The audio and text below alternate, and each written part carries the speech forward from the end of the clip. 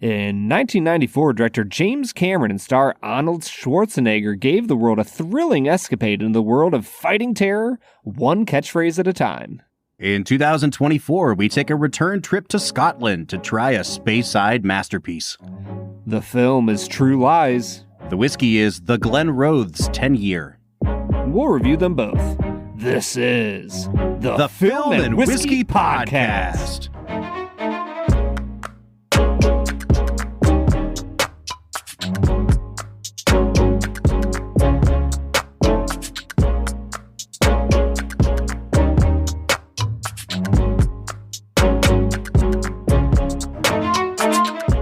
Welcome to the Film and Whiskey Podcast, where each week we review a classic movie and a glass of whiskey. I'm Bob Book. I'm Brad G. And this week, Brad, we are returning to the realms of one of my favorite people. Not just directors, just people. Human beings on the face of the planet. Close personal friend. Personal friend, noted great guy, James Cameron. Man, and if ever I have been psyched to talk about a James Cameron movie with you, it is to talk about the 1994 banger of all bangers, True Lies. Brad, before we go any further with anything, I just want to immediately hit the brakes here and ask you, what was your familiarity with the movie True Lies before you sat down to watch it for this episode? I knew that Arnold was on the cover of the movie in like a suit and tie with a giant silver gun. And that's it? That's about it, man. Dude, those are the ideal conditions under which to watch this movie. Because yes. I feel like this is still a well-regarded movie, like especially in James Cameron's catalog, but it comes between Terminator 2 and Titanic in his oeuvre. And so I think it's always been kind of regarded as like a minor entry into the Jim Cameron catalog. But we're here to set the record straight. Yeah, first of all, absolutely not. But what I love about it is that it kind of is, and I love it. I love it when auteurs like James Cameron make genre movies that don't have any ambition besides let's make a freaking awesome movie. And then he just succeeds at all levels. And I think when we did Aliens, we've done Titanic, we've done Terminator and Terminator 2.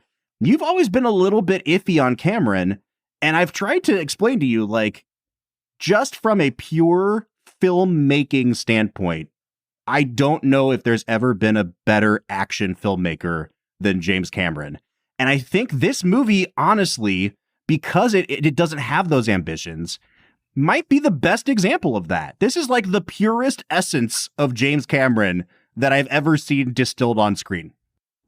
Man, you are setting the bar high here, Bob. I mean, for me, T2 is like maybe the best action movie of all time. And so I don't know if True Lies is quite there. That feels like what you're setting the stage for. But Bob, I had a hell of a good time with this film. Oh, I'm so excited, man. I was really worried that you were going to be watching this movie thinking this is garbage. But my first glimmer of hope was 3 weeks ago when we watched the absolute train wreck dumpster fire that was Robin Hood, Prince of Thieves. And you came in here and said, dudes rule. This movie's great. I was like, oh man, True Lies might work on this guy. Robin Hood still takes me by surprise how much fun I had with that movie. I don't know if fun is the word that I would use for that, but fun is absolutely the word I would use for this movie. And we have brought along our resident Dudes Rule co-host for the occasion. Last season, we had him on to talk about Point Break. This season, he said, let's one up that. I've done Catherine Bigelow movies. Now let's talk about James Cameron. It's our friend Vince Mancini. Vince, how are you doing today, man? Oh, I'm happy to be here. Dudes Rocking is absolutely my lane, and I'm very... Another thing that you don't hear about True Lies, it's James Cameron's only comedy, really. Yes. Like, he doesn't really have any other movies that are comedic, and this is like James Cameron was like, I'm going to do Lethal Weapon, and it's going to be awesome, and then you get this movie. Yeah. Guys, I can't wait to dive into this movie. It was everything we said last week about The Fugitive and how much it is purely entertaining, I still stand by that. And like, let's be honest here. The Fugitive, overall, probably a better film than True Lies. I don't know if I have more fun watching The Fugitive as I have this movie, though. On just a pure shit blowing up Tom Arnold level. Like, this movie clearly takes the cake in that department. I like True Lies better. I'm going to say it. I think there's like underrated moments of just pure like action movie writing genius in this, beyond the fact that, you know, it's kind of, I consider it kind of like a parody. It sort of rides the line between like a parody and like an earnest action movie. But like just some of the stunts and set pieces, like I don't think they've been equaled in an action movie. Like, I mean, just the final scene. I mean, I don't want to jump the gun on it, but like, I don't think anyone's written a better action set piece than that. Well, guys, I don't think we should beat around the bush any longer here. Brad, let's dive into our first segment of the day, which we call Brad Explains. Brad's gonna give us the movie plot with only 60 seconds ticking on the clock. So let's go ahead and hear your take with this little segment that we call Brad Explains. Brad Explains is the part of the podcast where Brad breaks down the movie that he has just seen, often for the first time. This is absolutely Brad's first time seeing True Lies. Brad, I'm like, I want to get to the meat of this episode. I'm not going to fill it with filler here. You have a minute on the clock to spoil this movie. Folks, if you have not seen True Lies, you are doing yourself a disservice. Press pause here, go have a super fun 2 hours and 20 minutes, and then come back and listen to Brad explain it. Brad, 1 minute on the clock, and go.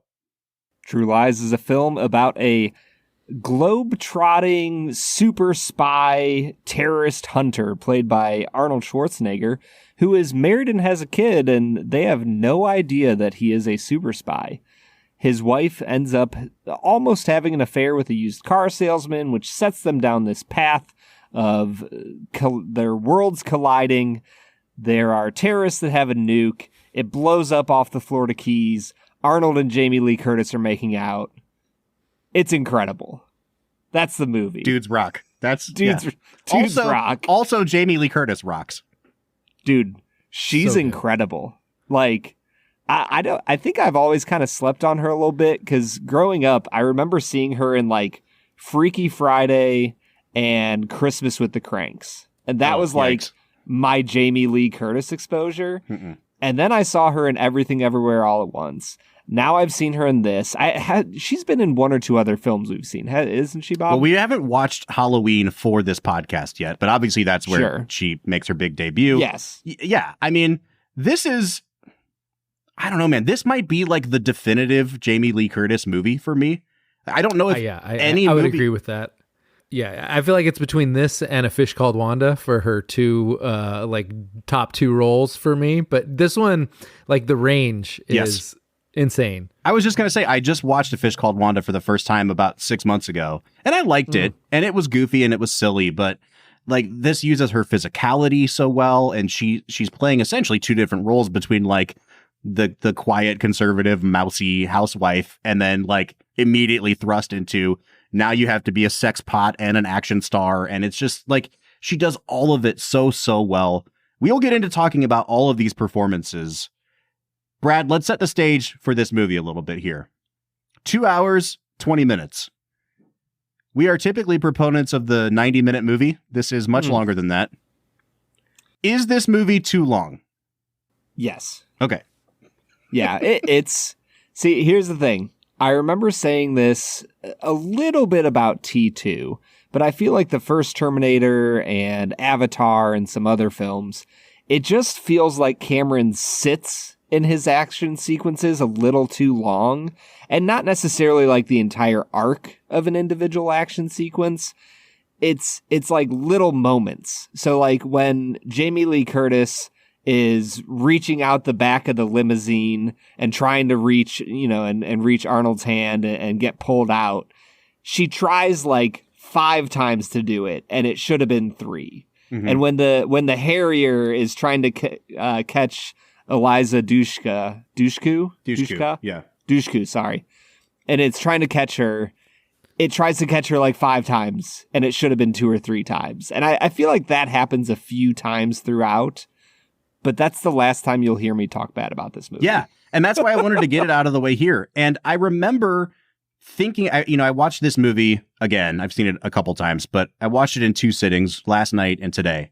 I stopped at the 45-minute mark and went to bed last night. And I was already thinking, this movie's too long. And I got to the end of the movie today and I was like, this movie's too long. It needs to lose 20 minutes somewhere. And then I watched it on Amazon Prime where you can kind of like hover over the timeline and see little like snapshots of every moment. And so I just kind of like browsed through the whole movie. And I was like, what can I get rid of? Where do you actually make cuts? That's the thing, is like the totality of it is too much movie, but that's kind of what Jim Cameron does. He's like, my movie's going to be too much and deal with it. And I can't really complain about that. I'm totally with you on the idea. Just the idea. I mean, this is like a fun action comedy parody romp, and the idea that it's over 2 hours, like, is like just the idea of it. Like, I agree that it should be shorter. As far as like the stunt on the helicopter with the limousine and the Harrier, like, to me, those are great because he's actually building suspense into his action sequences. And that's something that like modern action movie directors don't do. And so many modern action movies are just like so boring to me. Even like the John Wick series that people love, it's all these tracking shots of him doing like completely meaningless like chop suey and like doing, like, how many times can I see John Wick shoot somebody in the head from close range with a pistol? Like, I get so bored with it. I actually walked out of the latest John Wick movie about 25 minutes into it because it was so boring to me. But like this, it's like James Cameron understands an action movie, an action set piece, in the way that it's like a joke. There's a setup, there's a complication, and there's a payoff, and there's like this complex ballet and choreography. Like, it's this whole slapstick dance, and it's not just this trick of fist choreography. Like, I love fighting and I'm a big combat sports guy, but like, to see that in a movie is very boring to me. Like, you got to go bigger. And I feel like he goes bigger in the way that he makes you wait for that payoff. Like with like her reaching out, like, I was so into it because it's very frustrating to watch, where she's like, just grab his goddamn hand. But it's like, he manages to build suspense into that scene in a way that I love. I mean, if it could lose any, and I don't disagree that I could probably lose like 10, 15 minutes, but I feel like if it's anywhere, it's maybe in the scene where like he's going up the elevator with the horse, like that sequence where he's chasing that guy early in the movie. Here's the thing about this movie. Great. Yeah. I was gonna say that should have been just the promo. He rides a horse up an elevator. Yeah. See, the thing about this film is that it rules. And you can string together any words in a sentence, and it probably is in this movie somewhere. There is a set piece 20 minutes into this movie where Arnold Schwarzenegger is chasing terrorists through a hotel on horseback while terrorists are driving motorcycles through this hotel. And guess what? It's freaking awesome. And I realized as I watched Arnold galloping on horseback that this movie is Cameron at his most Spielbergian.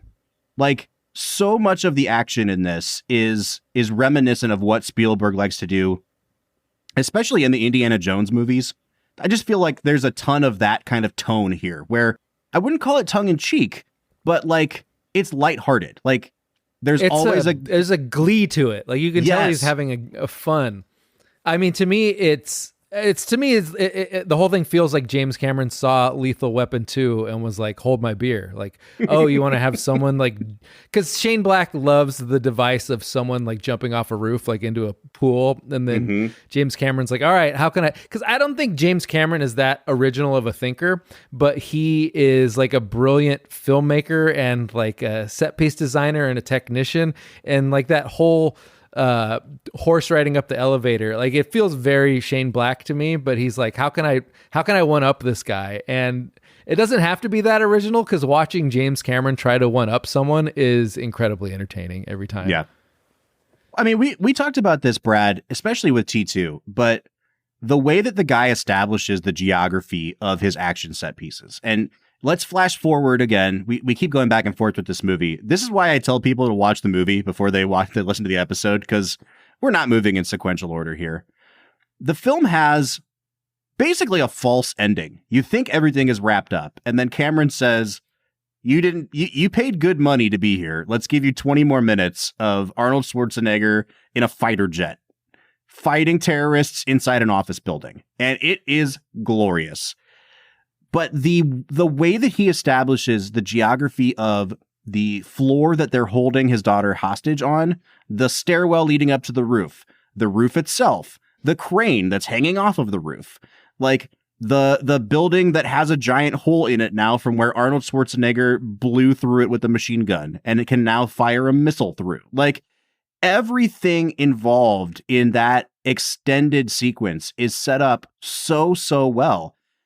And I think where, as much as I like a good Michael Bay movie, I think where a lot of action filmmakers went in the late 90s and the 2000s is, if I just have really rapid edits, people will piece this together. But there really aren't any filmmakers out there today that are able to establish that sense of place in an action sequence the way Cameron is. I mean, they talk about when people say like someone's playing 10-dimensional chess, like James Cameron is absolutely doing that. Like he like, you're so right. I mean, that's another thing that I find so boring about most action movies is they don't establish a sense of spatial awareness in the scene that they're shooting. And yeah, like you said, like that whole sequence with the Harrier and the skyscraper, like he thought it completely through on every level, and all of the geography of it checks out, and it makes it so much more exciting because of that. So what do you think it's going to take to get our boy Jim out of the like Avatar, a movie every 10 years universe, and make another True Lies type of film? I don't think he's ever going to come out. Like, I think he's going to die on Pandora. I think it's more likely that he recreates Pandora in the real world than that he ever actually leaves it at this point. Brad, he's trying to do that. He has like an orchard in New Zealand and like a vineyard down there. He's like dyeing his skin blue as we speak. I mean, how many other people? Because like if you look back at James Cameron's career, it is kind of what he does. Like he saw, he was like, oh, Alien, or no, sorry, not Alien, but well, yeah, Alien also. But like he took Ridley Scott and he's like, how can I one up this guy? Mm-hmm. And he fucking did it. Like nobody, who else could do that? And then he keeps doing that, and no one else could possibly even attempt that. I noticed how early on he was throwing down the gauntlet when I turned on this movie. And Vince, to give you some context, last week we talked about The Fugitive. One of my biggest drawbacks of the movie The Fugitive, a film which I like a lot, is that the director Andrew Davis has like no sense of style. Like that movie could be directed by like Joe Schmo, and you wouldn't like. There's nothing distinctive about it. There's nothing distinctive about the look of that film. It's very flat looking. I said that it looks like TV more than a movie. The second this movie starts, it is this infiltration of Arnold Schwarzenegger going into this party full of, I don't know, like some Nazis. I don't know what they are. Like they all speak German, but like he's infiltrating terrorists at this giant gala where he has to wear a tuxedo, and he scuba dives in. And the look of this sequence, we know that we are in like a frozen wasteland of the Alps somewhere. It has this blue tinted look. It's very similar to the look of the end of Titanic when they're all in the water. And just the use of contrast, the use of shadows. Within 5 minutes, Brad, I made a note in my phone. I was like, this is what a movie looks like. This looks 50 times better than The Fugitive that came out 1 year earlier than this. It just feels so much more, I don't know what the word is, like an event than The Fugitive did. I mean, everything about it feels so expensive. He was just like, how can I make this look? I mean, there is odd things about it. Like I feel like watching this in full HD is a little bit different than I remember, because I've seen this movie like a million times, but Yeah, watching it now in full HD, I can really see like the makeup that Tom Arnold and Arnold Schwarzenegger, like they're wearing a ton of makeup, but everybody has this glow to them that just makes it feel like hyper real. And I kind of think that is intentional because, like I said, it does feel like kind of a parody of the 80s action movie. Yeah. And I think one of the things that keeps me in the film as you go is this balance. I think he strikes a really delicate balance here between like the home life of Arnold and the work life. And the pacing where he slowly brings those two things together is just immaculately done. Yeah, so this movie is really evenly split into 3 acts and then like a bonus ending. But like the first act is basically you get acclimated to who Arnold is and you have this initial pursuit of the terrorists and you see Arnold's work life with just a little sprinkling of like Jamie Lee Curtis and his daughter.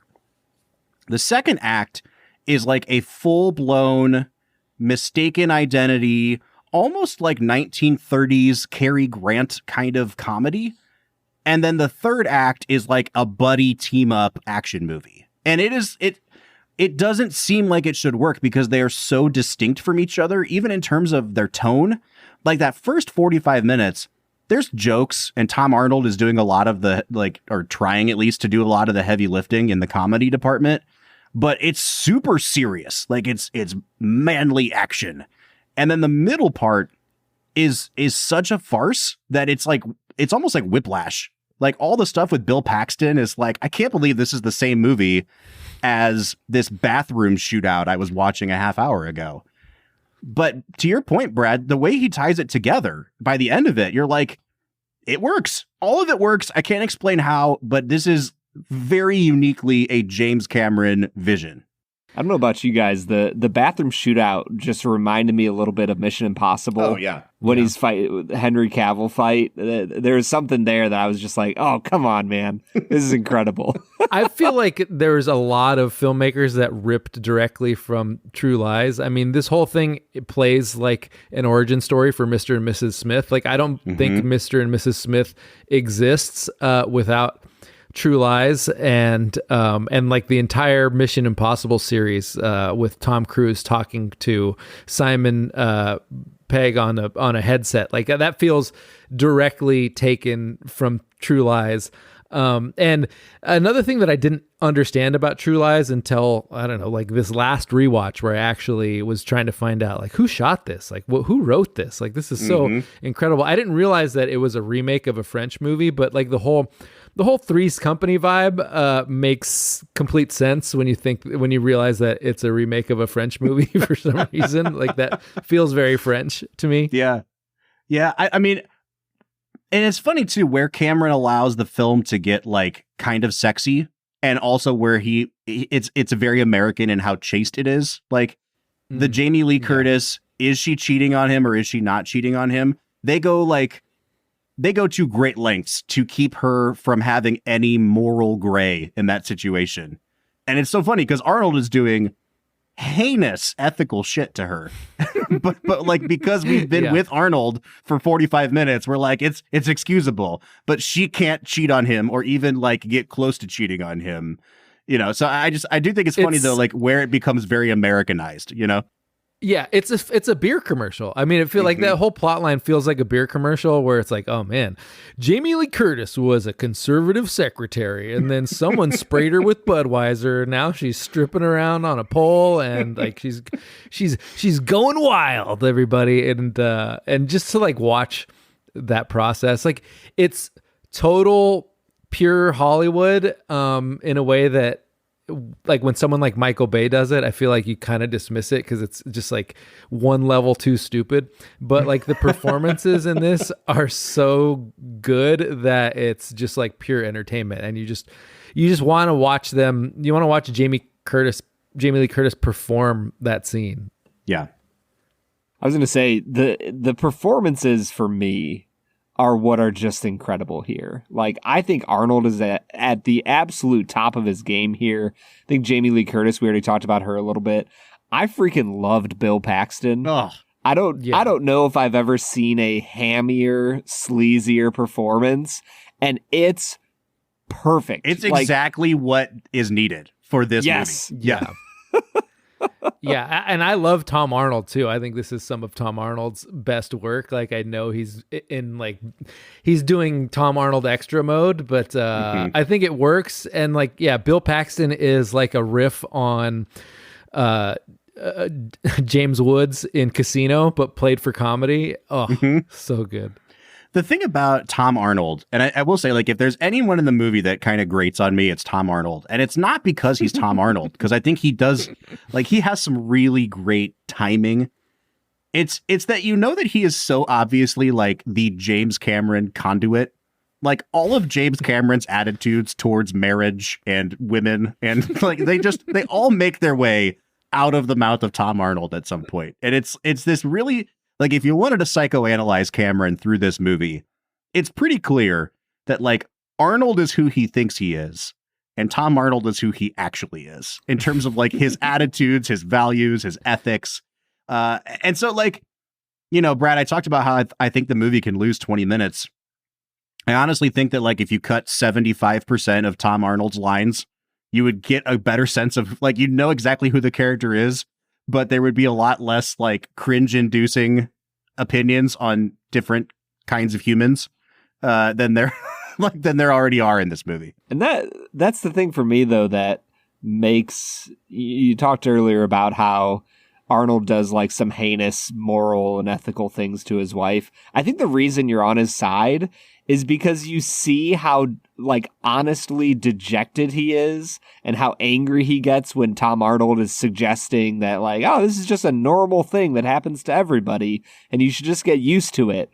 And you can see, like, Arnold takes everything so seriously in this movie. Like, he is passionately all about being a husband and passionately all about being a spy, and the way he does it feels almost childlike in his sincerity.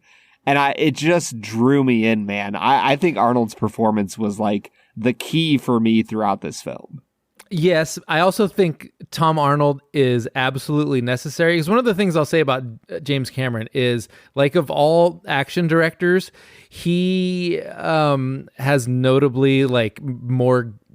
like less bad politics than your average action movie director. And I think without Tom Arnold, this movie is almost like deep state, like, operator propaganda, because, like, Arnold is too good and you need, Arnold Schwarzenegger's character is, like, too good and you need Tom Arnold's character there to remind you that, like, no, these guys are actually pieces of shit. Like the things they're doing are not, like, that good, really. Like, you need him there to remind you what, like, the baseline, FBI, CIA agent is like. Yeah, and nowhere is that better encapsulated than how he tries to give relationship advice by saying, this is the quote, "We're going to catch some terrorists, we're going to beat the crap out of them, and you're going to feel a hell of a lot better." And, like, I just love that, like, yeah. we're going to resolve this by going to work. And what we do at work is we torture people. And, like, it's funny, but it's also like, oh, this is a little more prescient than even maybe Cameron realized. And I think that's one of my favorite things about this movie, is that for as much as Cameron is doing, like, the macho dudes rock thing, Brad, I think this is a much better movie about marriage than it realizes that it is. And, you know, the lies that we tell to our spouses or don't tell to our spouses, the effects of those things. Also, like, there's some really interesting ethical things about national security. You know, like, he asked Tom Arnold to put a tap on his wife's phone, and Tom Arnold's like, that's illegal. It's a felony. We can't do it. And he pins him up against the wall and he's like, we do it 20 times a day. Like, what's different about this one? I'm like, oh, I did not expect them to explore this kind of territory in this movie. And I love that you get those little touches throughout. But luckily they don't, like, dive so deeply into that you can tell it's, like, an anti-America propaganda movie. You know what I mean? Like, they just throw it in there. It's a joke, but it's also kind of, like, a little bit biting. Sure. And then they move on. Yeah. And, like, that's what this movie needs to be. And I think that's Cameron's kind of superpower, is that he always knows whether it's within an individual scene or, first act, second act, third act of a movie, or the whole movie as, all together. He always seems to know what his movie needs at any given moment. All right, guys, let's talk really briefly. I mean, we've already talked a little bit about Jamie Lee Curtis. I was surprised to learn when I was researching the movie, I didn't realize she won the Golden Globe for Best Actress in a Musical or Comedy for this movie. She does not get a nomination at the Oscars, but, I kind of had bought into this narrative last year with her Oscar win that she had never really been recognized by an awards body before. And I'm at least glad to see that somebody was giving her due for this film, because as good as Arnold is, and Brad, I really think that this might be the platonic ideal of maximizing everything Arnold can give you in a movie. I still think she kind of wins the movie. She is so good. I mean, when they need her to be goofy, she is. The entire sequence where she has to go in and strip in front of Arnold, it works on every single level that it could possibly be interpreted as. Right before she walks in and she's ripping the dress apart to look more sexy, and they have that nice little beat at the end where her heel kind of buckles under her. So you get the I'm still awkward. You have the famous flub that they've always talked about of her, falling off of the bedpost, and Arnold didn't realize it was going to happen. And so you see him kind of jump up. All the character beats they give her, she plays them perfectly, but there is such a physicality. And then there are moments where it's she is supposed to look unbelievably sexy right now. She is supposed to be convincing at this, and she does it. And Brad, we don't often talk about our attraction to people in films on this podcast, but Jamie Lee Curtis, unbelievably sexy in this movie. I'm not going to lie. That was the point of this character at many times, and she pulls it off. When you take this performance as a whole, this is the kind of thing where I'm where were the Oscars in 1994 to, at the very least, give her a nomination for this? Yeah, she's klutzy, mousy, sexy. I mean, a lot of the older generation of female comedians will talk about how they deliberately sort of toned down their hotness because they didn't want that to be a focal point when they were trying to tell jokes, because they didn't think people could laugh and have a boner at the same time. And then in this, she's doing Three Stooges level slapstick at the same time as she's doing a sexy striptease that absolutely works on the level of it being yeah, that's an actually sexy striptease. It's incredible what she pulls off in that scene and in the whole movie. And just the cartoonishness of her character, because she is cartoonishly conservative. That's her character before that scene. And I don't think many people could pull off that part of the movie without it being just sort of lame and cartoony. And she somehow makes you believe it on both levels. And that's this film, like you said, Vince, it kind of hovers on this line of parody continually. And for her role, she plays into that trope of housewife that wants to go on an adventure. Mm-hmm. And yet it never falls into a stale parody or a mockery of that trope. And it's because she has this incredible talent for being sincere and authentic. Mm-hmm. And you never lose sight of the conservative, slightly klutzy housewife, even as they move into her being, a sexy spy by the end of the film. Yeah, I think what both of you guys are trying to say too, and we've talked about this with Cameron, he's just really good at writing female heroines. He's really, really good at it. And he doesn't objectify her in either direction. It never feels oh, it's time for her to be sexy, and we're going to do the Michael Bay, male gazy Megan Fox thing. But he also doesn't he's not looking down on her when she is the mousy housewife either. She always has this sense of agency. And for me, the key scene into not just being a good action movie performance, but oh, this is really good, is that interrogation scene when she's gotten kidnapped by Arnold and Tom Arnold, and they're behind one-way glass talking to her. And she's emotional. She's breaking down because she's frightened and she's scared. But then they're asking her questions that are making her question her decisions about whether she wanted to cheat on her husband. And then you get the rage, and she's smashing the glass with a stool, and like the whole gamut she goes through in like 6 minutes. And it is an absolute masterclass.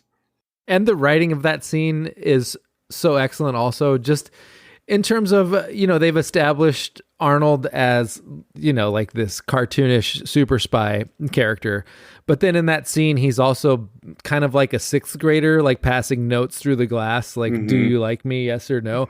Like, that's the level that he's operating. It's very sort of naive and innocent, which is, like it's an interesting way that they wrote that. Like, you don't expect it to go there. And, I think they're sort of riffing on James Bond a little bit too here, where it's, James Bond is this guy who just like, he's sort of like a living Playboy cartoon, a guy that wears like nice suits and goes and bangs chicks in different countries or whatever. And then, the James Cameron sort of doing that, but giving you this sort of cartoon Norman Rockwell version of it, where he's a super spy, but he's also incredibly faithful. And he just wants to know that his wife loves him. Like like it works. Again, it works earnestly, but it also works as just a beautiful parody of action movies in general.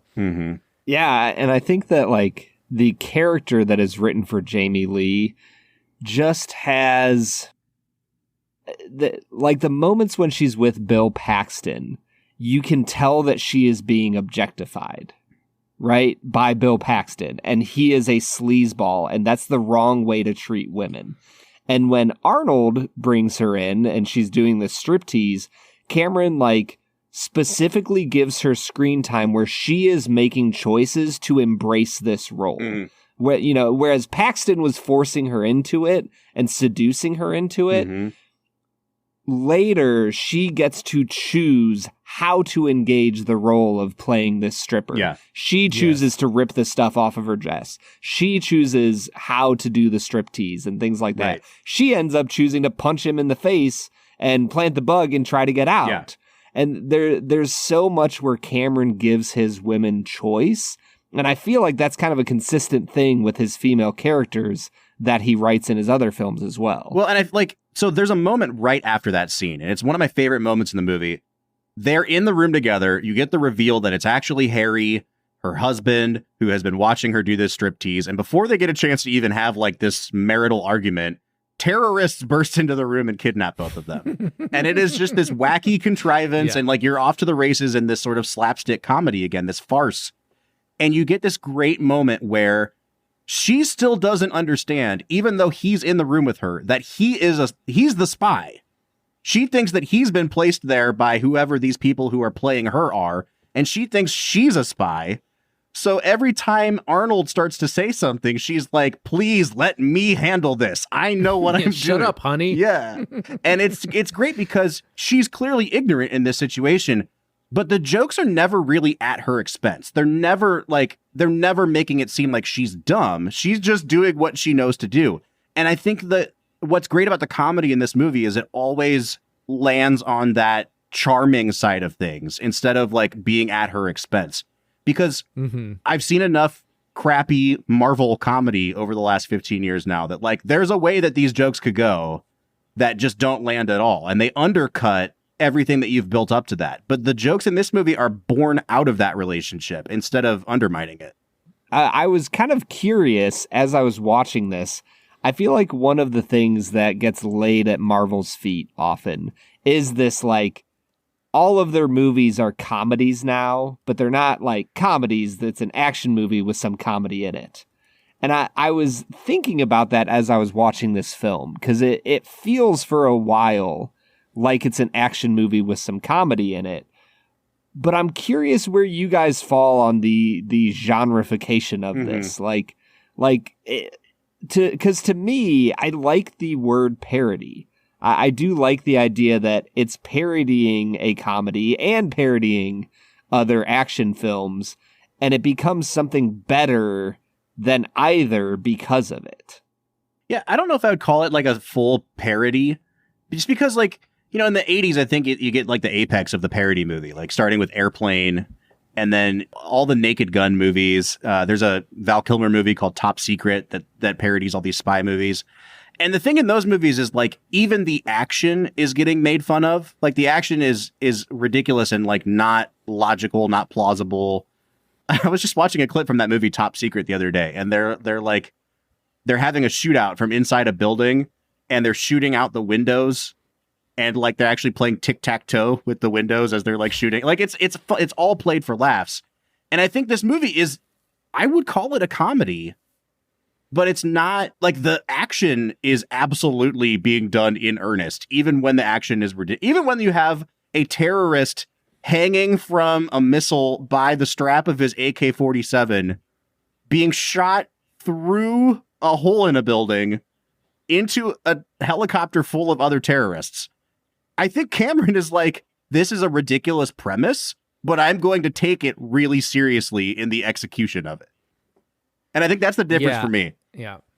Yeah, I don't think it's a full parody, definitely like on the level of Naked Gun or Top Secret. It's sort of, it feels like it's a winking satire of the whole action movie genre. And yeah, just that final set piece where he shoots a terrorist who's hanging on a missile through a building and hits a helicopter. I mean, it's hilarious. Like, it's hilarious, but it's also like exciting. And it sort of lives on that level of like things that you know are not plausible, but you want to see happen just because it's fun. Yes. I mean, there's a moment right before that where Arnold first shows up in the fighter jet where like, you can hear the hum of the engine inside the building, and all the terrorists are like looking through the windows with their binoculars trying to figure out.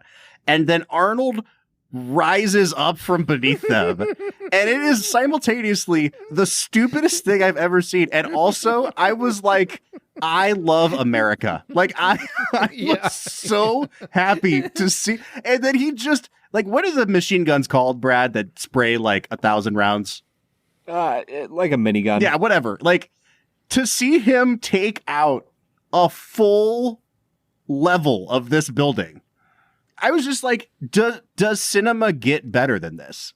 And the answer is no, it does not. No, it doesn't. And it's like, it's working as a sight gag, but also just as a set piece simultaneously, because just like the visual of that, shooting out a level of windows in like a glass skyscraper, like so wonderful. And it's like he doesn't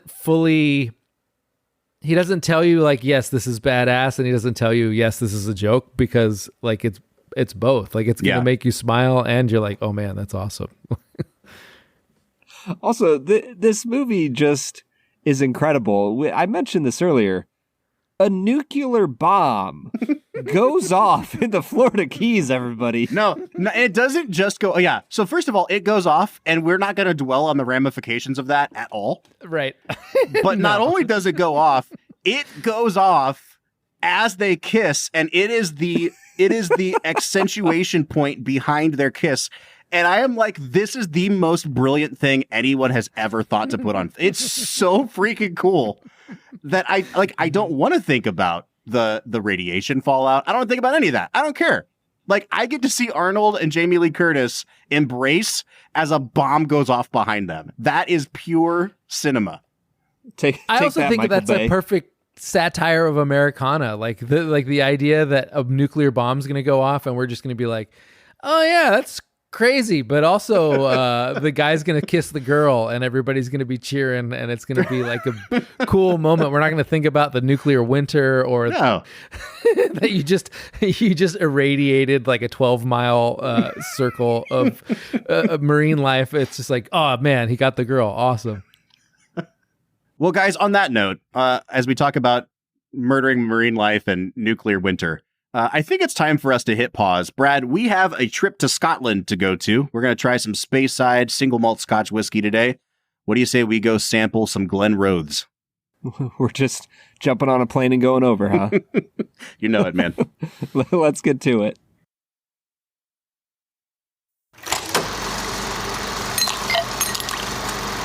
All right, so today we are checking out the Glenrothes Speyside single malt Scotch whiskey. This is the 10-year version of the Glenrothes. Brad, this is not the first entry from Glenrothes that we've had on the show. We were sent samples of a Glenrothes product by a listener, and I also happened to pick up a bottle of Glenrothes 10 when it was being discontinued in the state of Ohio. And I thought that the sample that we got and the bottle that I bought were the same. And it wasn't until we sat down to record that we noticed that the samples that we had last season were from a bottle called the Glenrothes Bourbon Cask Reserve. So we doubled up, you know? It's kind of nice. We got to knock out 2 expressions of a whiskey brand in one go, basically. So we're finally getting around to this Glenrothes 10-year. Like I said, this is a Speyside Scotch. Brad, if we've been talking about this all season. If you had to decide between the two, are you more of a Speyside or a Highland guy? Man, that's kind of tough. I think I would lean towards Speyside, but Glenmorangie. That's the thing, yeah. If only one distillery could survive from either of the 2 regions, I'm a Glenmorangie guy. Yeah, it would have to be Glenmorangie. Yeah, I'm with you, man. So this one it's aged exclusively in sherry, I guess ex-sherry casks of American and European oak origin. They are what's called first fill casks. I know we've talked a little bit about first fill before, but it is a fancy way of saying this is the first time we have filled them. We, the Glenrothes Company. They held other things before, so they are definitely used, but we promise, this is the first time we've used them. I just think that's such a hilarious expression because it sounds like they're using fresh wood, and they're absolutely not. It kind of sounds like when you get married and find out that your partner has not only been with you. It's kind of like, I promise, this is my first fill with you. Yeah. And it's even better because on the box it says that the barrels that they use are first fill, but they are sherry seasoned. It's like, no, they were sherry casks. They're not just, that's like, continue your analogy, yes, Brad, like I'm marrying you, but I am also like Chad seasoned. You know what I mean? Like, wait a minute. It's like they took a basting brush and just like brushed some sherry on the inside of the cask. All right, man, let's dive into this whiskey. What are you picking up on the nose of this Glenrothes 10-year? This Glenrothes is a really light nose. There's some honey. There's some kind of florally rose petal type of notes going on. I got a tiny bit of spiciness here. It almost reminded me of like a ginger. Mm-hmm. There's some citrus notes, but overall, it's a little bit ethereal. I think I'd give it a 7 out of 10, Bob. Yeah, it's definitely very bright. And when I say bright, I usually get citrus on it. And then we typically either get like melon notes, or for me, it's like stone fruit. And I think I'm getting more of that today. It's a lot of peach. It's a lot of pear to go along with like a lemon, almost like a lemon black tea. It's really, really nice, but it smells inoffensive. This is only a 40% ABV, 80 proof product. So I'm not expecting a lot of punch here, and I'm definitely not getting it. But I really like this nose. I'm going to go ahead and give it a 7.5 and hope that it gets a little bit more complex as we go through the tasting. Yeah, I hate to disappoint you, Bob. I don't know if it got any more complex. It definitely didn't get worse or anything. There was some light caramel notes that came through that were really pleasant. The honey turned into a nice deep honeycomb. There's a little bit of that stone fruit. I would almost call it a prune flavor. And then you definitely get the sherry influence. There's a bit of a grape flavor going on here. It's good, not great. I'll give it a 6.5, Bob. Man, it felt like it was playing tricks on me because it's pretty immediately like smoke and like raw bitter grain. And then as you go to swallow, it's like, all right, I'm going to turn this up. I'm going to continue the intensity of this. And it just keeps getting more and more and more bitter. Like, it's really bitter. And it's almost kind of like if you eat a fruit and you accidentally like bite into a seed, like if you get into the core on accident, and it's just like, oh, this was not meant for human consumption. Like this part of this fruit, because those fruit notes are still there a little bit, but it just continues to get more and more bitter. Even after I swallow, I'm not a fan of the flavor of this one, man. I'm only going to give it a 5 out of 10. Yeah, I think for me the bitterness came through on the finish. Like after I had finished drinking it and it sat there for a little bit, it turned a little bit sour, a little bit bitter. There was a pop of spice at the end that I liked. The citrus notes kind of finally came through, but it almost tasted like kind of like an orange that had gone bad. I'm with you, man. It's not necessarily my favorite. I'll drop down to a 6 here. You're picking up those penicillin notes that we all crave so much in our whiskey. Tasty. Okay, second sip was much better than the first sip. I think I just needed to get acclimated a little bit. However, I will say that, like, okay, admittedly, it's not ideal that I just drank coffee before we started recording. Bob. However, what are you doing, Hold man? on. I would think that drinking coffee would prepare me for the bitter notes in a whiskey because coffee's bitter. And this is like significantly more bitter than that coffee was. So, again, after the first sip, I'm drinking it live. I know you had it in the past already, Brad. I still would stand by my original score of just a 5 on the flavor. I think the finish definitely went up in my estimation. It's a lot softer once you start to get acclimated to it. I'll bump it up to a 6.5 on the finish, and I think that'll kind of even out my pretty low taste score. Yeah, and I think balance-wise, there's nothing special here. It's a 6.5 on balance. The nose leads you to where you're going with the rest of the experience. It just kind of sours by the end. Yeah, I don't even know if it leads you to where you're going. It almost like it teases you with a very sweet, pleasant, fruity experience, and then it's like, let me rip that rug out from underneath you pretty immediately. I'll give it a 6 on balance. And I feel like that's even being probably a little bit too generous to this. But I think when we get into value is where I'll most likely ding this some more. I remember paying at least $40 for this, Brad, and that was at a discounted price. So what are you seeing it at online? In general, I'm seeing it between like $50 and $65. Wow. Yeah, so we could too call much. it like a $55, $58 bottle.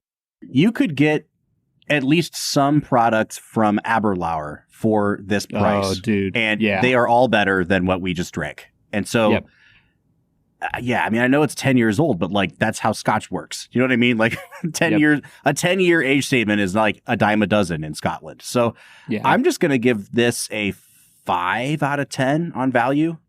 Yeah, I think it's a 5 out of 10 value. There's not enough going on here to make it worth that price, especially when, as you said, you can go buy some Aberlour, you can go buy some Glenmorangie, you could go buy some Nomad Outland, Bob, and you would have a much better time. You certainly could. Man, you know, it's a bummer because I really was hoping that this would end up being a good random pair up with True Lies. I don't think it is, man.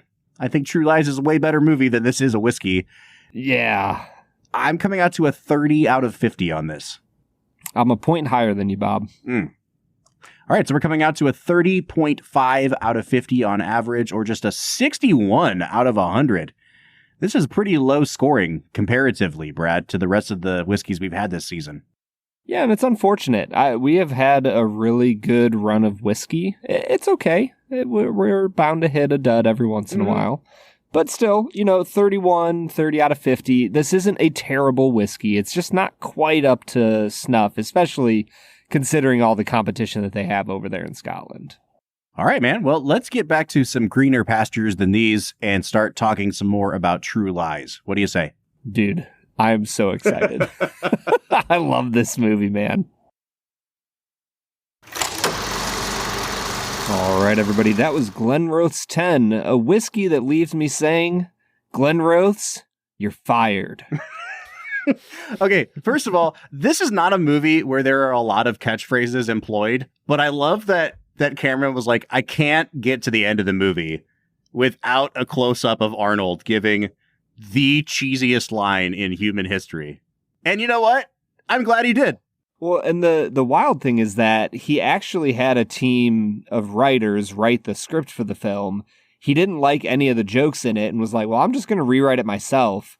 And he only kept like 1 or 2 jokes in there from the writers, and that was one of them. Like, that's the one that made it through. He's like, actually, give that guy a raise. Whoever wrote that line. Yes. Everybody else is fired except for that guy. Right. Brad, it's time for me to get fired because this week I have a feeling that you are going to get your revenge for 2 successful weeks in a row at our next game, which we call 2 Facts and a Falsehood. Brad is gonna try to stump you, Bob. 2 are right and 1 is wrong. 2 facts and a falsehood. 2 Facts and a Falsehood is the part of the program where Brad presents me with 3 items about the making of this film. All of them are presented as fact. One of them is made up by Brad, and I have to figure out which one that is. Now, we have briefed Vince on this already. He is going to be my lifeline if I get stumped. The caveat is, if Vince helps me to victory, I get 1 win in the win column, but if he steers me into a loss, I get double penalized for it. I'm going to get 2 losses. Oh. So, dude, you better not mess this up for me, is all I'm saying. Yeah, I don't know if I can handle the guilt. All right, Brad, hit me with your 2 facts and a falsehood. Fact number 1, Arnold Schwarzenegger had a nearly fatal accident on set during the horse riding scene when his horse got startled and ran out of control. Schwarzenegger managed to slide off the horse, but did it near a 30-foot drop-off. His personal stuntman saw what was happening and was able to grab him before he went over the ledge. Fact number 2, Arnold Schwarzenegger's contract stipulated that he would receive top billing and that Jamie Lee Curtis would be placed after the title card. Director James Cameron, however, saw this as a domestic drama and asked Schwarzenegger if he would be willing to share the title card. Schwarzenegger agreed, which Curtis later described as a, quote, real mensch move on his part. Fact number 3, Tom Arnold was hand-selected by Bill Udovic, a producer at 20th Century Fox who was good friends with Tom, for the role of Gibson. James Cameron was not initially a fan of the idea due to Arnold's highly publicized divorce from Roseanne Barr, but relented after seeing the chemistry between he and Schwarzenegger. These are good ones, Brad. Thank you. I am going to say, I'm pretty sure that number 1 is true. And I say that because I have seen like 10 variations of this story online. It seems like a classic Schwarzenegger anecdote because the reason I say there's 10 variations is the height of the fall that he almost fell from seems to keep going up with like the number of times he tells it. Because I read online that he said it was a 90-foot drop. 30 sounds more likely, but when it's Arnold, he's like, it was a 90-foot drop, you know? So 90 is a lot of feet, guys. That seems implausible. So I'm going to go ahead and say number 1 is true. I know that Tom Arnold had been quoted as saying that like he had to audition for this movie and he didn't have any expectation of getting it. So number 3 is kind of standing out to me as a potential falsehood because I don't know that he was hand selected for this movie. Vince, what are your thoughts on, especially like on number 2 and 3? Am I going wrong here, or are you with me?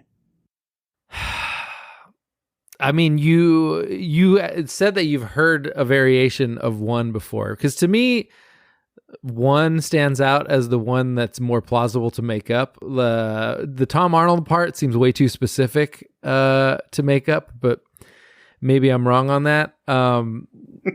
To me, it's between the 30-foot fall and the billing for which one's false, because those are things that seem more plausible to make up, is actors fighting over billing and someone talking about almost taking. And the other thing about the story of him almost taking a fall is like there are times when like it's clearly not Arnold doing the stunt, and those are usually during the horse scenes in this. That was when I noticed that it was a stunt double the most often, and that's part of the reason that one stands out. But yeah. Brad, number 2 was the billing one, right? Yes. The reason that one sounds plausible to me is we just did Batman a few weeks ago on this podcast, a film which famously features only one name above the title, and it is Jack Nicholson, who is not Batman. So not the titular character. I totally buy that Schwarzenegger would have it in his contract, especially because he was in this like years-long dick measuring contest with Stallone at this point, and they were always trying to see who could one-up each other. But to me, that's why it seems plausible to make up, because that is a thing that you would assume happened behind the scenes. I think I'm going to go. I don't know if I'm galaxy braining too much on that, but I was going to say, I think I'm going to go against Vince's best wishes here, because if I go with Vince and he costs me 2 games, then the man will never be invited back on our show. And if we're going to lose, I'd rather do it on my own accord so that we can maintain our relationship. Good. So I'm going to go with number 3 as the Falsehood. So here's the thing, though, Bob. Like, you still got his advice, which means that if you chose wrong here... Oh, are you counting that as... I mean, you fully asked him for advice. I think that's like the phone a friend has been called. Well, shoot. And I already locked in my answer. So this is really, really going to suck if I both spurned Vince and got it wrong on my own. Oh, man. If there was ever a time I would like to lie to you and tell you that you were wrong, this is it. But, Bob, you are correct. I did it, man. Vince. So started the fake at the one bottom. was, which one was the fake one? The Tom Arnold being hand-selected. Okay. All right. So I read a little tidbit, and I say I read a tidbit. You know how when you watch something on Amazon Prime, it has that X-ray thing, which is just a fantastic feature of Amazon Prime. But it had a little tidbit of trivia pop up that in the scene where Arnold thinks Jamie Lee Curtis is cheating on him and says it to Tom Arnold, he says something about like, my ex-wife took the ice cubes out of my house. What kind of sick person does that? It was a story that Tom Arnold told James Cameron that Roseanne had just done to him when she moved out. And he thought it was so funny. He was like, we're going to put that in the movie. And folks, that's the kind of guy James Cameron is. Publicly airing other people's divorce stories. And man, oh man, what a moment on film. It really is a great moment. Like that's one of those lines and like Tom Arnold delivers it with such conviction that you're like, that's not a movie anymore. He is not acting. I mean, that's relatable though, because I feel like in the situations where I've had like a bad landlord or whatever, I'm like, all right, I'm not going to leave here without taking every single light bulb out of the fixtures and keeping them for myself. You know, like, have you ever done that before? Because I definitely have. Oh my gosh, absolutely. Brad, I know that we said that this is a film that we really love and that we have very little negative to say about it. I don't really have many nitpicks because, again, it's a comedy. Like, everything that's implausible can be explained away by the fact that it is a comedy. I will say, one note that I took down, and it was just a medical question for the two of you. How easily does the human neck break exactly? Because my guy Arnold is just with the slightest flick of a wrist.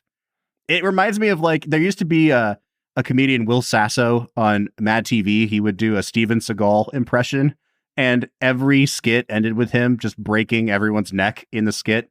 Mm-hmm. And it was as easy as Arnold is doing it here. So I don't know how many necks you guys have broken in your day, but like it seemed like these are some very flimsy, vertebrae.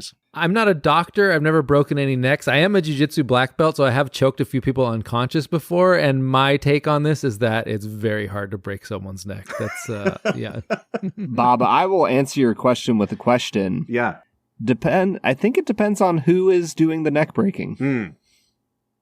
That wasn't a question, but I noted, Brad. I think if it's a frail old woman and Arnold is doing the neck breaking, then like, yeah, maybe. Sure. But I think just like a normal like army guy that's trying to kill Arnold Schwarzenegger, I think it's going to be pretty hard to break that guy's neck. Yep. Also, the dude that he fights in the bathroom is jacked. Oh yeah, that guy was like as big as Schwarzenegger. Oh, bigger. Oh, he was huge. Yeah. I was like blown away. I was like, how did you find somebody larger than Arnold for this movie? And that's the great thing about the action in this film is, again, it's staged really well. It is taken seriously in the moment. But whatever your preferred flavor of on-film action is, it's in this movie somewhere. Like, there is espionage, there's chases on snowmobiles, there's hand-to-hand combat. But then there's also like a moment at the end of the movie where they're trying to drive on the bridge from the Florida Keys with a bomb in the back of this moving truck, and the bridge blows out in front of them, and the terrorists are teetering on the edge, and like a pelican lands on the front of the truck. And listen, the truck falls 4.5 feet into this water. Like it does not fall very far. And it just barely kisses this water and it explodes in the largest fireball imaginable. And I'm just like, you know what? Yeah, like let's do that. That's how trucks work, right? I just love it, man. Cameron's just pulling out like everything from his bag of tricks. And again, this is like the first movie ever made to reportedly have a budget of over $100 million. And I will say, every dollar of that money is on screen somewhere. Like they did not waste. You see that money. Absolutely. And I think that's part of why they wired that truck with explosives, because they were like, we've got the funds. Let's blow one more thing up. We've got an extra $1 million. What do we want to spend it on? Yeah. That bird scene is so good because it's like a riff on an old Simpsons episode, which I think Conan O'Brien wrote. It's like the snowplow episode. And there's at one point where Homer's snowplow is like teetering on the edge of a cliff. And he turns the radio dial all the way towards the side of the mountain and it like corrects itself. And he keeps driving the snowplow. And yeah. Yeah. There's also a moment in this sequence which made me laugh really hard because Arnold is like on the comms talking to Marines in a fighter jet. And he's like, shoot these trucks down. And they say, if we shoot these, it's not going to set off the nuke, is it? And he goes, nah. And then he looks over at Tom Arnold and it's just like, I don't know, man, maybe. And I just love that he's like that careless with his job. He's like, I don't know, man. Let's find out. Let's just go beat up some terrorists and feel better. I'm telling you, like Cameron wanted you to remember that these guys are pieces of shit deep down, even though he was making a fun movie about them. All right, one more nitpick, Brad, and it is a person that I will nitpick about, and it is an actress that is only known from the early 1990s, and her name is Tia Carrere. She is perhaps best known as the girlfriend in Wayne's World. And she shows up here, you know, just being the Wayne's World girlfriend, but the bad version of that. And I got to say, man, here's the thing about Tia Carrere. Not really a very good actress. Like, really over the top. She has a fist fight in the back of a limo with Jamie Lee Curtis at the end of the movie. Sister is just going for it. But also, like, the movie is pitched so high at that point that it kind of works. I don't know, Brad, what's your take on her? I was going to say, I don't know if anybody could go too big in this movie. Yeah. Like Cameron has set the bar high enough for going big that all the actors were just like, well, we can't not do what Jim is doing. Like, we gotta go big. That's what he needs from us. I thought she was fine. I wasn't blown away by her performance, but I thought it fit the film. She has like an extra textual quality to her where she's always like a little bit over the top, but that's kind of her, like she's kind of the over the top, like babe character usually in these movies. The acting itself didn't bother me, but the colored contacts absolutely did. I felt like, what did she really need? I don't know. Colored contacts always bug me because they're very obvious, distracting looking. Yeah. Though I don't know if you saw The Fabelmans, but like they got a little kid who had different colored eyes than the older kid, and so they had to give one of them fake contact lenses. And to me, it's like, okay, just make us suspend the disbelief of them having different colored eyes, because that's easier to do than watching someone with colored contact lenses for half the movie. and like from scene to scene, I wouldn't have even noticed what color that kid's eyes were. Like when they're not having attention drawn I say to this them. as a colorblind man. Like I'm actually like red-green colorblind. So the color wouldn't bother me. But when I see fake contacts, like, come on. That's funny, man. I do love, Brad, there's just so many little sight gags in this movie to go along with the funny lines. But like, this movie gets a lot of crap when it comes out and to this day about like the depiction of the terrorists and like people of Middle Eastern descent. And it gets a lot of crap for the caricatures that it draws. I don't really know how much time we need to spend talking about that. It is a debate that is being had. I think that it also, like, this is a comedy in which we want to see the terrorists be dumb and get thwarted. And so, like, yes, they're being painted in broad strokes. I will also say I laughed every single time that the lead terrorist guy tried to do something threatening and had everything undercut. Like when Elijah Dushku took the key out of the thing and he's like, "We will turn this key." And they're like, "What key?" I laughed like a little kid. It was hilarious to me. When he's giving his like manifesto and the battery in the camcorder dies. Hilarious. Like I was on board. That was probably my favorite. Yeah, I was on board for all that stuff, man. I like it when they make bad guys look dumb. And I think Cameron did a really good job of that here. Yeah, I feel like the xenophobia is like partly satirical in this movie, and I also feel like it was crazy prescient in that this is a movie where the evil organization is called Crimson Jihad that came out 7 years before 9/11, and it also has like comically bumbling jihadists. I don't know how many years before Four Lions, but yeah, like it, it hits all those notes, and I don't think it was, I think it was just like doing action movie tropes in that way, and I don't know, for me it worked. Yeah, for sure. Well, and it's something that it's easy to come back to 10, 20 years later and be like, hey, yeah, we don't like that. And I know that there were people at the time of it coming out that weren't a fan of the depiction, but overall, as you said, the movie is not about portraying a specific ethnicity as dumb. It's about portraying bad guys as dumb. Yeah. And that's funny and it works. And I think that's the key. Hollywood always has its sort of like flavor of the month bad guys. And it's like, what's going on geopolitically in the world? Okay, that is our point of reference to the real world. We're going to make the bad guys be this nationality. Is it good that they do that? No. But like if this movie had been made 6 years earlier than it was, they would have been Russian bad guys. Like that's just how it happens in Hollywood. And so like, yeah, I understand the debate. I understand the accusations, but like, yeah, I mean, look at Die Hard, right? Yes. It's like Eastern European, East Germany bad guys. Yeah, and that's 100% earnest, whereas I feel like this is partly a satire of the sort of inherent jingoism and xenophobia of the action movie genre. Mm-hmm. So like it also, in some ways, I feel like it works as a criticism of that because I don't think it's meant to be 100% taken at face value. When you take Jim Cameron's overall like stories that he tells, that he's not making fun of a minority ethnicity. Like that's clearly what he's doing. And you don't have to just watch this film. When you watch all of his stuff, you kind of get the picture. Yeah. Well, and again, it brings me back to the last note that I took on this film was the only way that you justify the inherent silliness of this plot is by making some of the best action sequences of all time. Like, you have to pull that off to make this movie work even a little bit.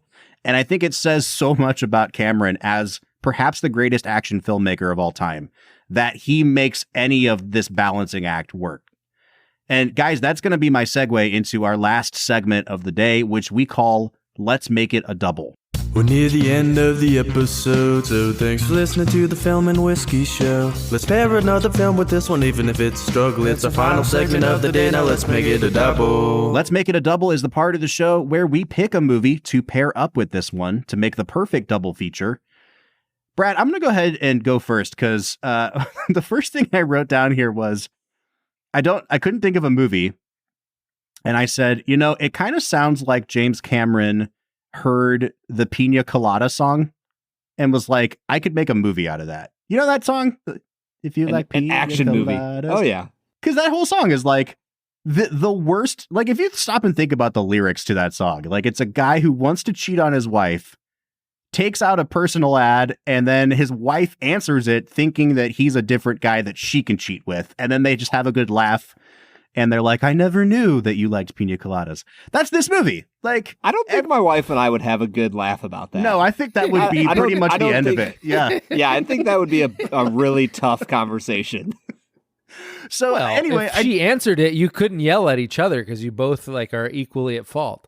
That's the beauty of the song. I love in the song too, where they smile at each other and she says, it's you. Like as if she was secretly hoping. It's like, no, you weren't. Come on. You're not covering for anything right now. So anyway, my original Let's Make It a Double was just listen to the Pina Colada song.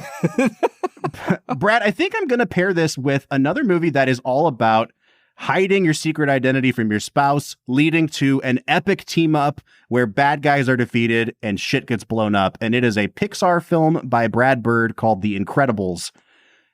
I don't know when the last time you guys watched The Incredibles was. It is truly and earnestly like one of the best superhero films ever. It is unbelievably good. And I didn't realize the extent to which Brad Bird kind of went to the well of True Lies to get some of the tone for that movie. But it is like, for me, I can't think of a better movie to pair up with True Lies than The Incredibles. Yeah, Bob, that's an absolutely incredible pick. I freaking love that movie. Like top to bottom, from Frozone and Mr. Incredible's relationship to just everything going on in that movie. You have it all, man. Yeah. What a great film. I think for my Let's Make It a Double, I'm going to pick a movie that objectively, I haven't seen in a long time. It's probably like a 6.5, 7 out of 10 kind of movie. But it hits a lot of the similar beats as True Lies, and it has a lot of the similar satirical feel, and specifically of action movies, but more specifically of Mission Impossible movies. I'm going to recommend Night and Day. With Tom Cruise and Cameron Diaz. Wow. Is that Doug Liman, yeah? I think so. Yes, it is. Here's the thing about that movie. Every review of that film I have ever seen gave it 2.5 out of 4 stars. Yeah, it's like a 6.5 out of 10 kind of movie. And because of that, I've never watched it. And like, I know I'd probably like it, but there's just something about going into it knowing like the ceiling on this is 6.5. that I've just never gotten around to watching it. It seems like a fun little movie. That's the thing about it. It has a similar vibe as True Lies. Not as good as True Lies, to be clear. But it has that similar joking vibe with some pretty good action sequences. It's a film that I enjoy. Yeah, I feel like there are so many movies that tried to do like comedic comedy and then action scenes that were supposed to be badass. And like in my mind, like True Lies is maybe the only movie that pulls it off. There's so many movies try to do that, and you know, so many of them died trying, I guess. All right, Vince, what is your Let's Make It a Double? Oh, can I have two? Because I have two thoughts on this. Like, okay, so one of them, obviously, I've mentioned it. Like Lethal Weapon 2.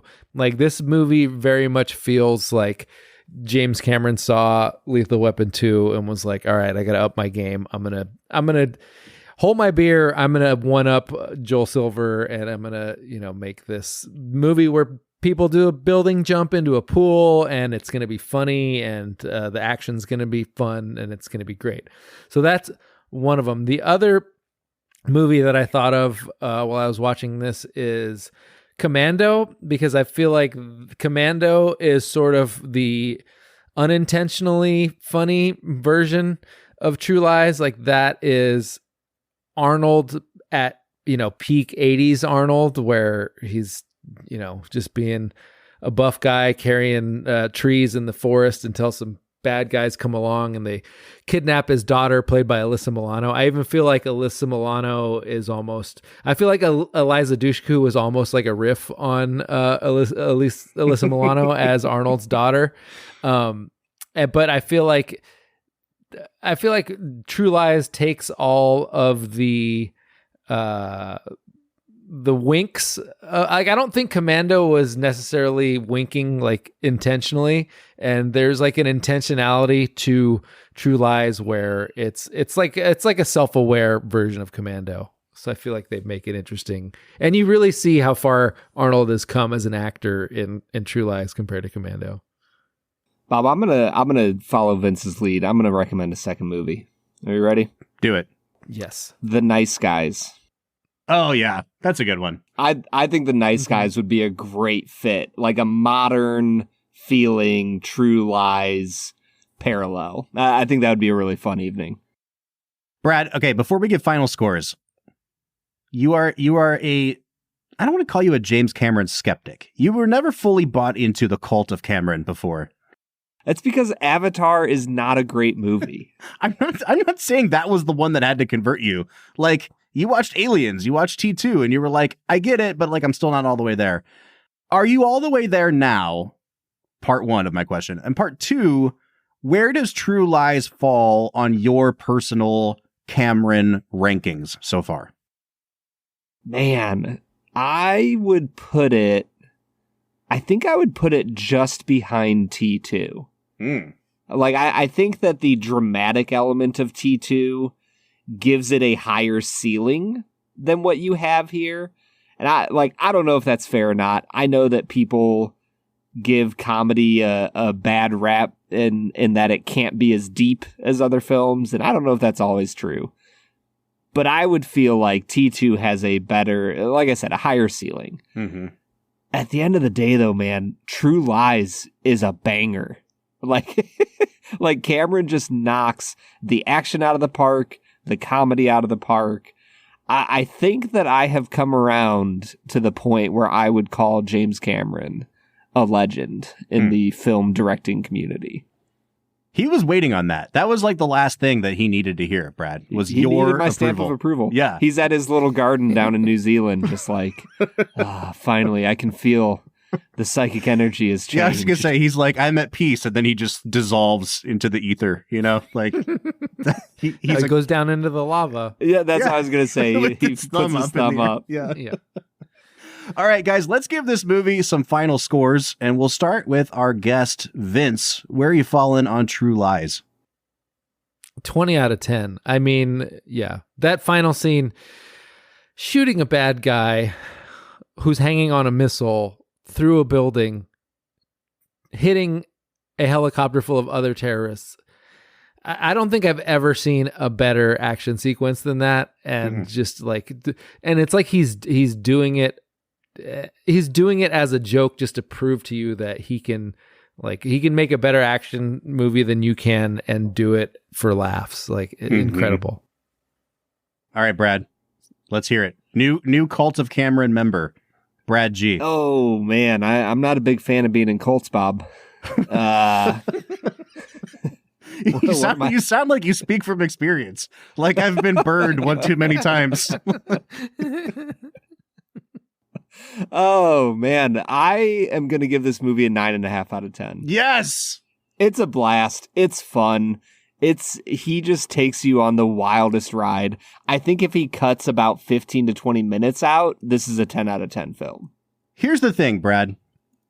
Every time our friend Patrick Willems comes on the show with us, he convinces me to give a movie a higher rating than I literally got on the horn with you last week, and I said, I'm going to give The Fugitive a 9. And that was because I know that, like, objectively, it probably is a 9. I think my enjoyment level of The Fugitive is an 8.5, and I gave it a 9.5. Speaking my truth, I am with Vince on this. I like True Lies better than I like The Fugitive. Is it as lean and mean and structurally perfect? No, I don't care. It's super enjoyable, and it is a 9.5 out of 10. It is so freaking good, man. Yeah. Here's another thing I didn't even mention. This might sound really silly. I loved the way this movie ended. Like not even the whole thing where they catch Bill Paxton and make him pee his pants again. Literally just the moment they start tangoing and the way the camera falls back and the credits just start playing and it leaves them in this place where they are moving forward with their life together, unified, like they're paying no mind to Tom Arnold in the van. And the credits even, like, you know, normally credits play right over the center of the screen. The credits even move out of the way to make room for their new life. And there was something about it that felt so artistic that I'm like, you don't get that with a normal director. Like he even cared about how this movie ends as the credits roll. And there was something about that I was just like, what a great movie. Well, there you have it, folks. It's a 9.5 from me and Brad. It is a 20 from Vince, which is a first on this podcast. We've never had a 20 out of 10 given before. So that's a heck of a if score. any movie deserves it, it's True Lies. Let's be honest. We want to say thank you again to our friend Vince Mancini for joining us today. Vince, where can people find you and what are you up to these days? I have a couple of podcasts. You can find them both at patreon.com/Frotcast. That's Frot cast. We have the Frotcast, which is just a good hang comedy podcast. And then we also have a podcast called Pod Yourself The Wire, where we go through every episode of The Wire, talk about them individually. The name doesn't make any sense because it started out as a Sopranos podcast called Pod Yourself a Gun after the Sopranos theme song. And we just, we applied that to The Wire. So you can check that out. I also have a newsletter at Substack, vincemancini.substack.com. I read about movies and fun stuff like that. So yeah. Brad, we are going to go 3 for 3 next week in terms of having awesome guests on the show. Last week was Patrick Willems. This week, Vince Mancini. Next week, we are joined by film critic Bilge Ebiri to talk about 1995's James Bond masterpiece, GoldenEye. What a great season, Brad. Who needs auteurs when you can watch True Lies and The Fugitive and GoldenEye back to back to back? Dude, I am so excited because, I've seen The Fugitive, had never seen True Lies, I've never seen GoldenEye. And I am just so excited. All right, guys, join us next week for GoldenEye. But until then, I'm Bob Book. I'm Brad G. And we'll see you next time.